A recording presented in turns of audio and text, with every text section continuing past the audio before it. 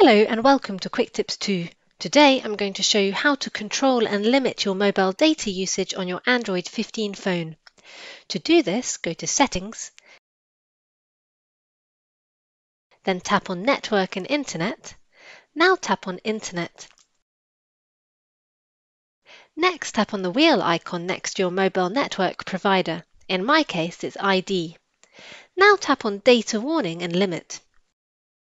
Next, tap on Mobile Data Usage Cycle and select the date in the month when your mobile data package refreshes. In my case, it's the beginning of each month. Then tap Set.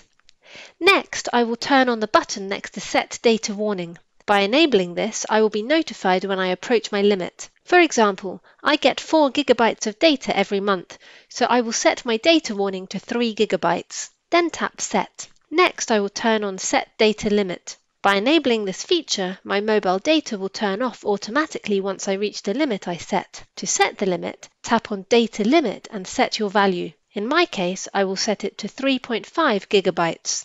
Then tap Set.